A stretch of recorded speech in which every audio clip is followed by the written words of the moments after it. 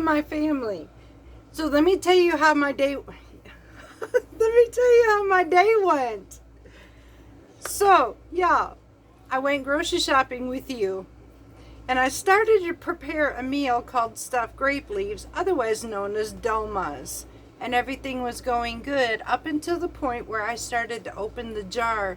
And at that point, y'all, everything that I had spent 30 minutes of this time into the video, I had to scratch the whole entire thing, because the very last jar of grape leaves that we had.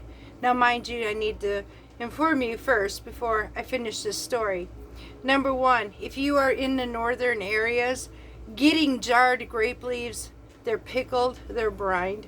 They would be in your pickle department, whether it be Jewel, whether it be sometimes Walmart, Kroger's.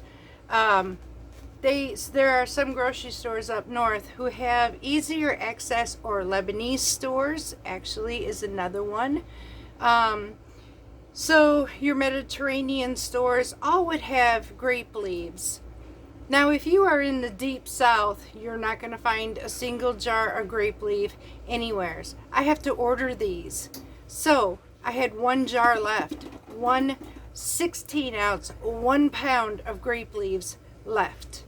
Now, if you are in Texas, just so you know, when we were over the road, HEB has grape leaves. Okay, so back to where I was at now. So my last jar of grape leaves, y'all, I opened it and it was opened. It was not sealed. I don't know how long it was sitting on my shelf, unsealed, and I was completely devastated. So we're scratching that, y'all, and we're making a new Mediterranean dish tonight. Until I am able to buy grape leaves, y'all, I have to take my dolma recipe and hold off for quite some time. So, y'all, it's going to be a new day, but we are going to make a dish. So let's get started. Alright, y'all, I am going to first teach you. Thank you, Patricia, my friend from Canada. We talk once a week, and I love this lady. But she has taught me something that I decided to try. Now, although this is with parish rice, I also did this.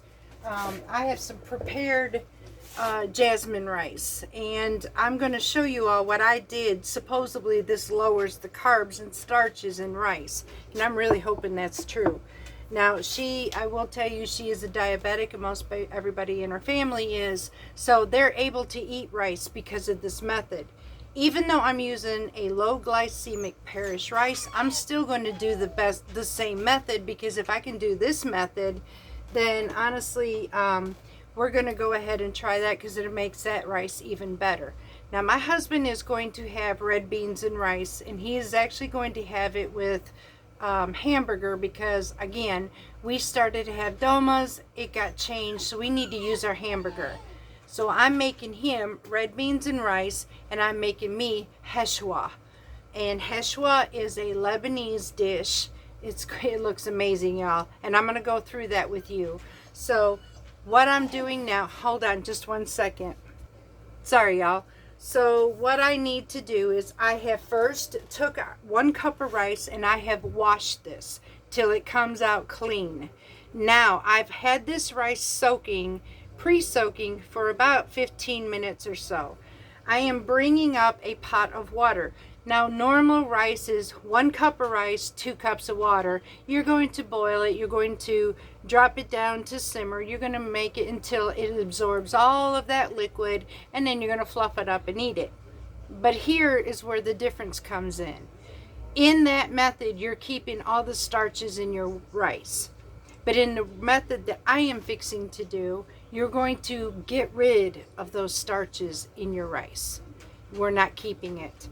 So, in the method that that Patricia was taught, it was told by her from those who do Lebanese and Jerusalem foods. You would take your rice at this point, after rinsing it out really good, bring your water up to a boil, take your rice, cook it, or you're going to add your rice, cover it just enough to cover it with water, then you're going to boil it, you're going to take it off the stove, strain it, refill it, reboil it, and so on until your rice is tender. Then another method, which I am learning, is this is what I'm going to do now. Same thing I did with my jasmine rice. Washed it, let it soak for 15 to 30 minutes, bring in my water up to boil. Then I'm going to add my rice, bring it and let it cook until tender, and then we're going to strain the whole thing out and we're going to rinse it. This is how we are going to do this rice. Again, we are not keeping the starches in both methods. So I hope I made sense on this. So at this point now, I am got my pot on the stove full of water. I've got my heat on it. We're bringing it up to boil because it is time now to strain this rice that it's been sitting and soaking, and then we're going to add this to that water once it gets boiled. In the meantime, we're going to go ahead and get started and take the ground beef and cook it, because I need to divide it to make his and her meals. Alright y'all, so now our water is up to boiling, as you can see. I'm going to take my lid off. I'm just going to take our rice. Now I'm going to add it to the pot. Now I'm going to take my lid, put this down to medium heat. I'm going to prop my lid up so it doesn't flow over. Now we're going to let this come back up to a boil, and we're going to let this cook until it is tender. We're taking the whole entire thing and we are going to strain it. Alright y'all, so now this rice is done. The next step is I'm completely, and I'm going to show you up close what this looks like. As I take this out, you're going to see the starch in this pan for your rice. We're actually going to take all of this and remove it. We're not going to have this in our rice no more. So let me go ahead and get this strained off. And that's it, y'all. I have rinsed this off. Now this is actually too much rice. I did this on purpose because I'm going to take this and divide it up for his dinner tonight. And we're going to put some in the freezer. So because I've already cleaned all this rice, I'm not going to freeze it and then store it in there for another dish. But the starches are out of this, which made this now technically even lower in carbs. So we made, even with the jasmine, I've made it low carb rice. So it's not perfect. It is definitely not keto, but it is much more lower in carbs than it originally started out with. So I am very thankful for the information that came to me, and I have learned, honestly, this is how they were able to eat rice in the Mediterranean. Very interesting, and I'm really grateful for this. Makes me wonder, you know, Asia, they eat a lot of rice. Y'all, could this be the possibility of what they've been doing? Because we've all wondered, how are they staying so thin eating rice? Now it makes me wonder if this is what they did. So let me get this sorted out, and I'm going to get ready to make hashweh. Alright y'all, so now what we're going to do, we are going to start with the hashweh, and I am going to use a little bit of olive oil. We're going to heat this up. Once this olive oil becomes heated up, we are going to be adding, and I will be putting a link to this recipe in the description box below. This is an amazing dish. I know it is, because I could see the flavors already, and I pretty much have tasted kafta, which is also somewhat Greek and Lebanese at times too. They have the same flavors in it. We have clove, cinnamon, and allspice in here, y'all, so that flavor just pops. Now we're going to bring this heated up. Once we do, we're going to add our onions. You're going to need 1 small red onion. This dish basically will serve 6. I am actually cutting this in half for me so I can have it later as well. So I'm going to give you the full amount. You're going to need 1.5 cups of medium grain rice too, but I have my rice already pre-cooked and I showed you the process of it. This way it makes it a lot easier, y'all. So I need 1 small red onion. I actually have a white onion. An onion is an onion, and that's what I'm going to use. I need 1 pound of lean ground beef or lean ground lamb. I am using what ground beef I have, and I will be straining the meat out of this, or the fat out of this. So we're going to start with the onions first. Once I get this, I don't want to get ahead of you. We're just going to take through the process. We'll be right back. Alright, y'all, so our oil is heated. Now I'm just going to briefly stir up these onions and add this to my pan. Going to add my ground beef to my pan. And I'll absolutely be straining this. Now, with this, we are going to be adding flavoring to our meat while it cooks. And we're going to be adding 1¼ teaspoons of allspice, a 1/2 teaspoon of ground cloves, a 1/2 teaspoon of ground cinnamon, some salt and pepper. That basically, I had made this mix, so I'm going to take half of this mix, y'all. And I need this, where'd it go? I had the wrong one. So I'm going to take half of this mix of all of it, and I am just going to sprinkle it all over my meat, because the rest of this is going for the next half of my dish. Okay. Now I need some salt and some pepper. Oh, it smells amazing. There's some pepper. Go ahead and give us some salt.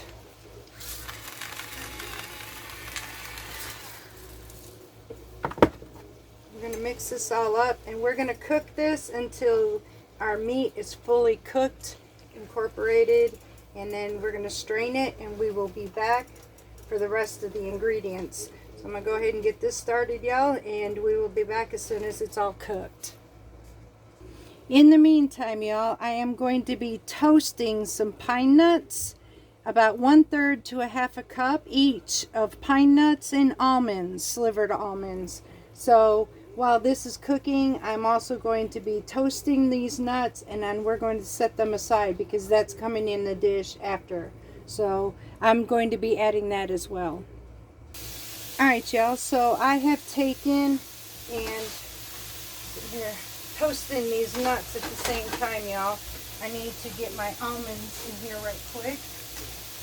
This meat has been rinsed, and the next step is, oh, and I forgot, I needed to add a 1/2 teaspoon of garlic in here also. So now that we've got this strained and we have this cooked, I'm going to top it with the rice, and we're going to season with the rest of our seasoning onto the rice. Now, I do not have to add water to this. I will probably add a little bit of water, but not a whole lot to it, because my rice is actually pre-cooked. So,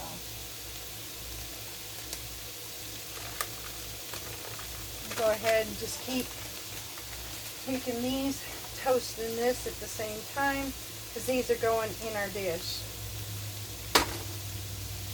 Now I'm going to take half of my jasmine rice. You're welcome to use any type of rice you want. You can use basmati, you can use white long grain, whatever you choose to do.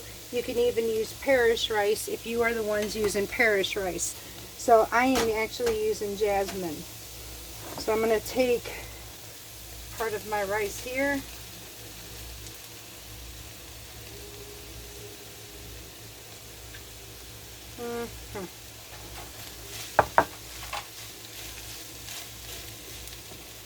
Going to mix this.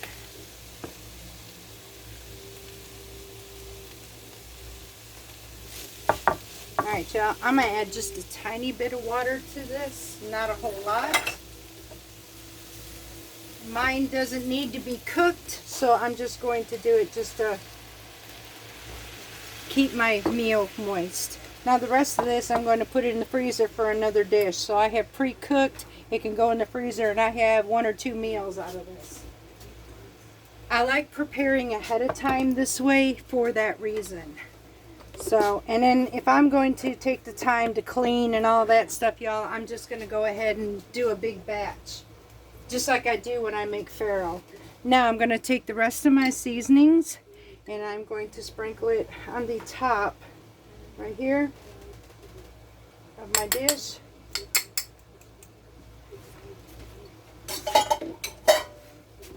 I'm going to add this all here.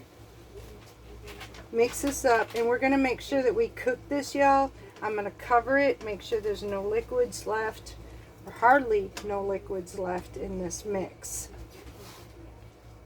If you could smell that spices, they smell amazing, y'all.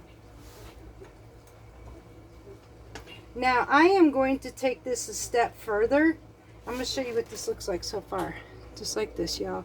Now I am actually going to take this a step further. Even though it's a Lebanese dish, it's also Mediterranean. So I am actually going to be adding, because this is something like kofta, I'm going to be adding a little bit of peppermint, fresh peppermint to this. And I'm also going to be adding some fresh dill and parsley. These are all homegrown, straight from my homestead. I'm going to mix this up just like so, and now I'm going to let this cook on simmer and make sure that everything is heated through and cooked.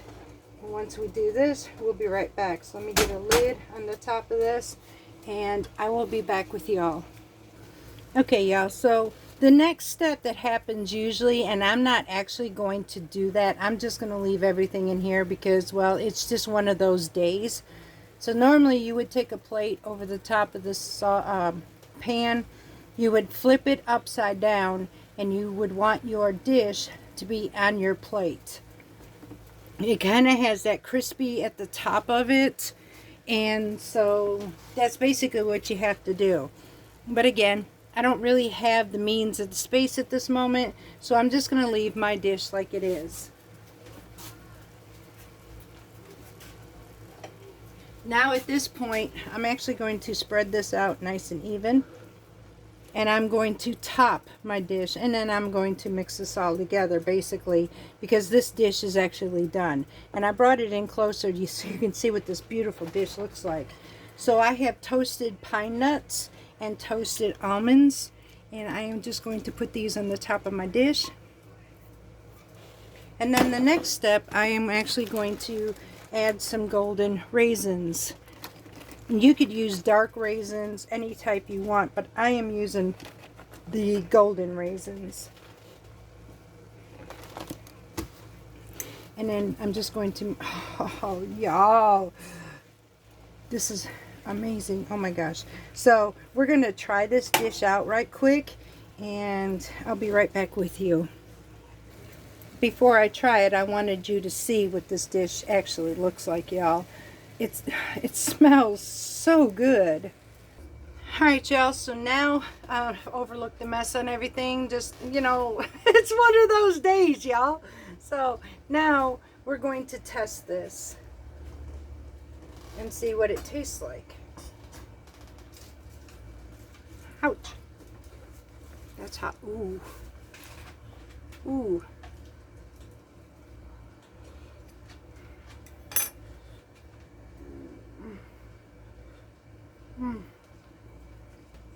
Okay, y'all, so to try to describe this dish, you have the savory between the meat and the rice, and then when you add it with those spices of fall flavor, it just pops with an amazing, the spices just make this just burst. And then you're going to add those toasted nuts to the top of it, and then mix in that sweet sensation of those golden raisins mixed with that salt and pepper, and you have a party in your mouth. Y'all, I did not know that half the Mediterranean food that I am trying these days could taste this good. Now I am going to serve this with some homemade fresh milled pita bread and some homemade hummus. And this is going to be my supper for tonight. I hope you all enjoyed this video. I hope you give this a try. Seriously, I really hope you give this one a try.